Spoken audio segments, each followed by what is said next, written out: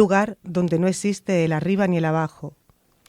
Un mundo donde los seres humanos son figuras geométricas y la percepción del mundo está limitada literalmente por los ángulos de tu cuerpo y también por los de tu mente. Ángulos de percepción, aristas de pensamiento, esquemas mentales que definen qué vemos, qué entendemos y también todo lo que dejamos fuera. Pues este mundo del que te hablo existe, se llama Planilandia y fue concebido hace más de 120 años, en 1884, por el autor Edwin Abbott, inspirado en la época victoriana. Bienvenido y bienvenida a Investigadoras del Multiverso, un podcast sobre utopía y distopía en la literatura. Hoy vamos a hablar de Planilandia, una novela que podría parecer solo una curiosidad matemática o una fábula absurda, pero lo que hoy os proponemos es otra cosa. ¿Y si Planilandia no solo fuese una ficción extraña, sino un espejo revelador que nos muestra una imagen de nuestro presente digital?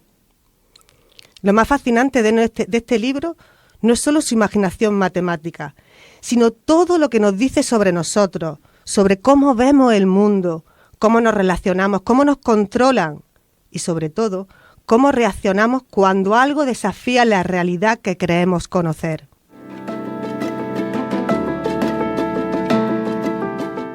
En Planilandia, como os dije, los personajes son figuras geométricas, triángulos, cuadrados, círculos, líneas, que viven en un mundo completamente plano, un mundo de 2 dimensiones. Para ellos, imaginar la idea de una tercera dimensión es tan absurda como podría ser también para nosotros imaginar una cuarta o una quinta dimensión. Pero, ¿y si nosotros también viviésemos limitadas por nuestras propias dimensiones mentales? ¿Y si nuestras pantallas, nuestras redes, nuestros algoritmos fueran ese plano del que no podemos escapar? ¿Quiénes son hoy los círculos que mandan en el mundo digital? ¿Quiénes son las que se quedan en las márgenes, como las mujeres en línea de Planilandia?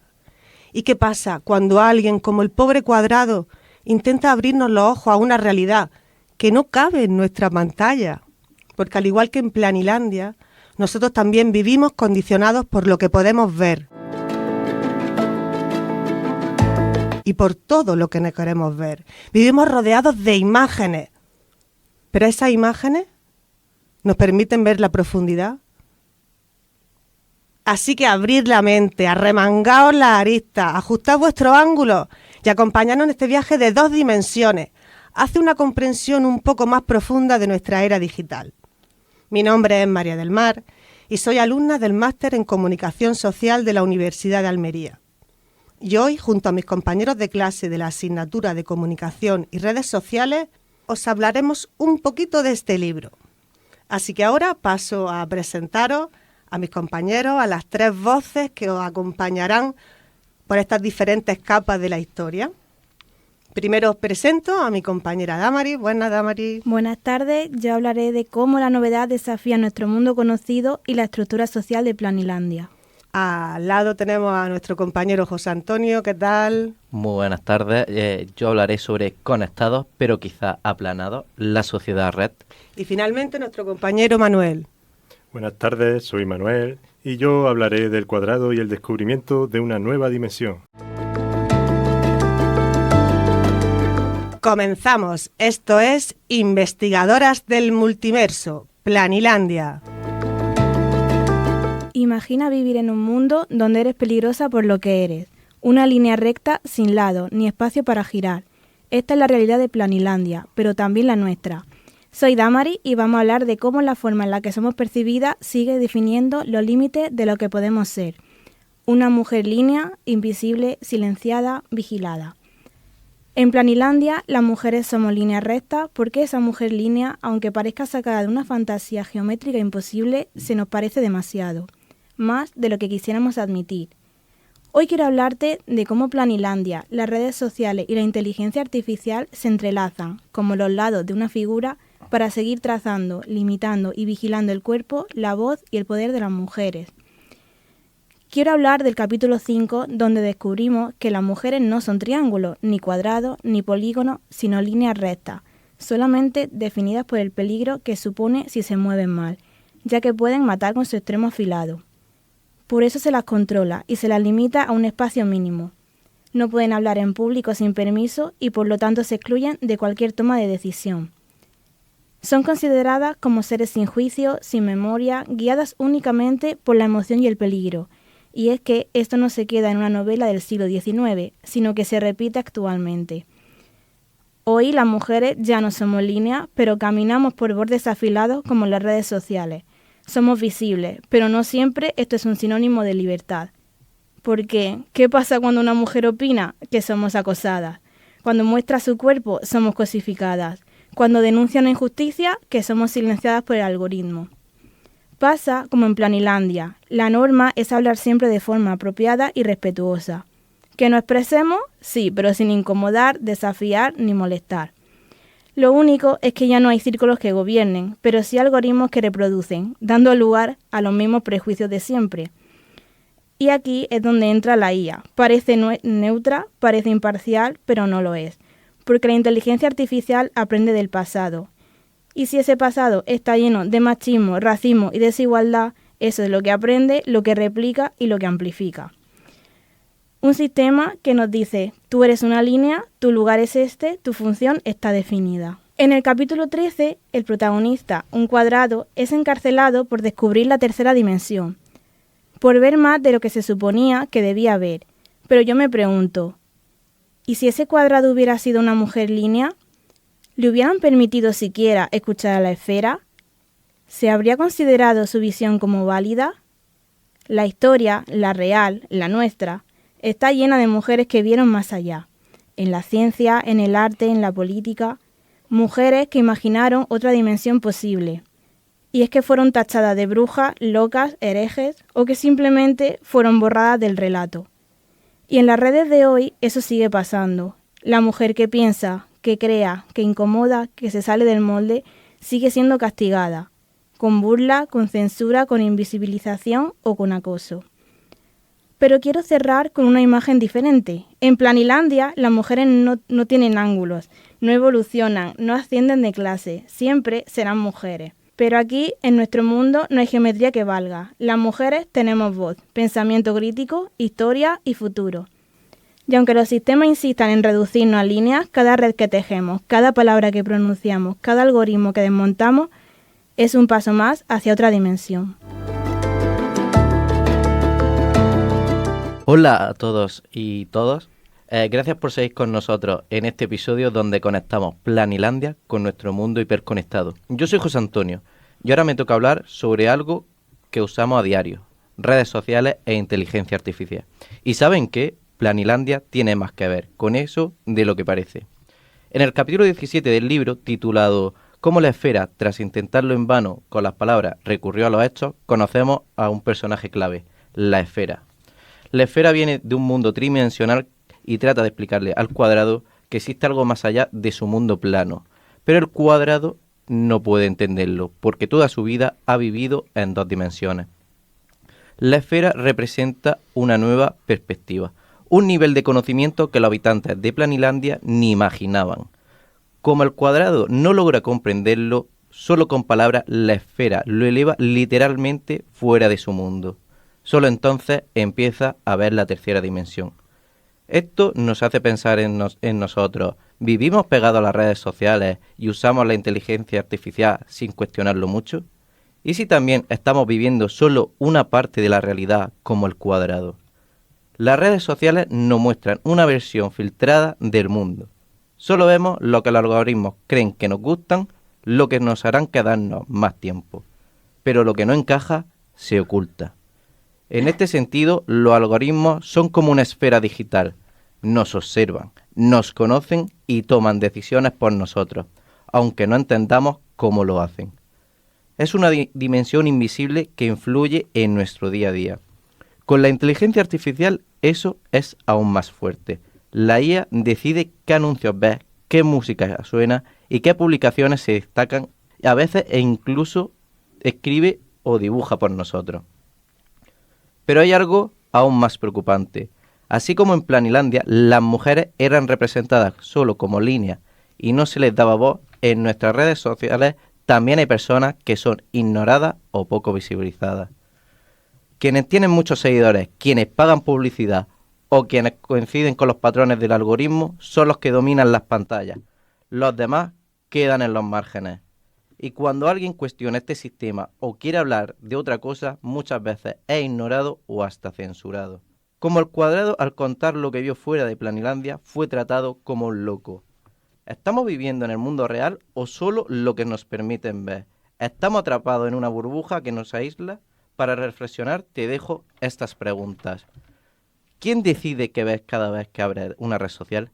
¿Puedes notar que una IA está tomando decisiones por ti? ¿Qué historias o voces podrías estar perdiendo sin saberlo?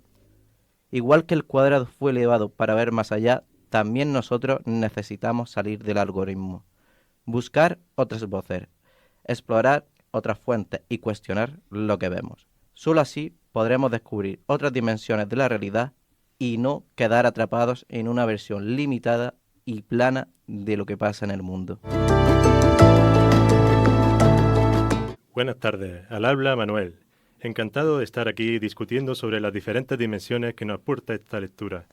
A mí me gustaría seguir con lo comentado por mi compañero José, y por ello me voy al capítulo 11 de Planilandia, donde el Cuadrado tiene esa dimensión imposible que ya se ha comentado. Vi una figura que se alzaba por encima de mí, un ser de 3 dimensiones. Ese momento no es solo un descubrimiento físico, sino existencial. Es un instante de epifanía que rompe la lógica del mundo conocido. El Cuadrado percibe que su mundo no es todo lo que existe, que hay algo más, invisible, pero real. En el libro La aldea global, observamos cómo Marshall McLuhan hablaba de expandir nuestras epistemologías debido a la llegada de unos medios tecnológicos que nos obligan a explorar otras formas de ser y sentir. Y eso es exactamente lo que ocurre con el Cuadrado. Empieza a ver, no con los ojos, sino con la conciencia. ¿Y vosotros? ¿Habéis tenido alguna revelación donde algo que era invisible para ti se volvió visible? No estoy hablando solo de lo físico, sino que me lo quiero llevar a lo psicológico. Ese momento en el que descubrimos algo que siempre estuvo ahí, pero nunca nos dimos cuenta, porque nuestra percepción aún no estaba demasiado entrenada. Un ejemplo podría ser cuando te han repetido continuamente en una etapa infantil que eras gracioso, serio, triste, malo, egoísta, intenso, nervioso. Y un día, ya de adulto, puede que tras un trabajo psicológico detrás, te das cuenta de que no eres todo aquello que te dijeron y comienzas a percibir la vida desde otro punto de vista. Así comenzamos a cambiar nuestros patrones de conducta y la percepción sobre nosotros mismos, esos pequeños cambios sobre nuestra realidad, pueden significar un cambio trascendental en el futuro. Llevando este concepto al arte, este ya no es solo un objeto colgado en la pared. En este espacio, muchos artistas han sentido lo mismo que el Cuadrado, que hay algo más allá del lienzo, del cuerpo, del código, en el caso del arte digital. Aunque la aceptación de este último genera bastante controversia, debido a ser un producto que está fuera de la realidad física. Pero, ¿cómo explicar esta nueva realidad a quienes aún piensan en 2 dimensiones? Volviendo a la lectura de Planilandia, el Cuadrado lo intenta con su nieto. ¿Cómo iba a hacer comprender a aquellos ciegos planiladenses la naturaleza de la verdad? Lo mismo ocurre con la IA. Muchos aún la ven como una herramienta o un enemigo, pero para quienes la estudian o crean con ella, la IA es una nueva forma de inteligencia, de creatividad, incluso de subjetividad. Modelos como ChatGPT o Midjourney están redefiniendo qué significa crear, pero también nos obliga a repensar qué es lo humano, qué es la conciencia, qué es real. ¿Y vosotros, consideráis que la generación de imagen por IA abre una nueva dimensión a la expresión artística? Tal vez estemos ante una nueva forma de entender nuestra realidad y todavía tengamos que entrenar nuestra mente para adaptarnos a los nuevos medios que ya están aquí y que llegan en el futuro. Por último, Hablando del estar o percibir emociones a través de un mundo invisible, las redes sociales, los avatares, las comunidades virtuales nos permiten hoy trascender las limitaciones de género, raza, estatus o incluso cuerpo. Somos formas que habitan en una nueva superficie digital, pero también tratamos de romperla, de escapar. Intentamos ser tridimensionales en un mundo que aún se mide en dos. Como los habitantes de Planilandia, estamos atrapados en un paradigma, pero algunos, como el cuadrado, ya empiezan a mirar hacia arriba. Y me gustaría terminar con esta pregunta. ¿Qué pasa cuando confundimos el avatar con la totalidad del ser?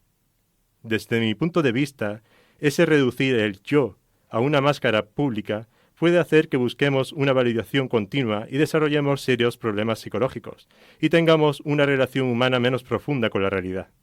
Por ello pienso que hay que tener cuidado sobre qué queremos percibir y en qué dimensión.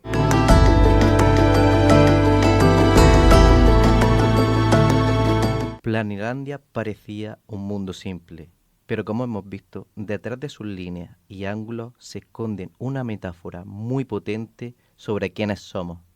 Estamos tan acostumbrados a nuestras pantallas que se nos olvida que hay otras dimensiones, otras formas de pensamiento, distintas formas de habitar en el mundo, que no entran en nuestra estructura mental. Y tal vez la verdadera revolución digital no consista en inventar nuevas tecnologías, sino en aprender a mirar con otros ojos. Lo más importante es aprender a mirarnos a los ojos. Y si este viaje te ha intrigado, te animamos a leer el libro. Es sencillo, breve y accesible, pero capaz de generarte preguntas que no se resuelven a golpe de clic. Muchas gracias por escucharnos.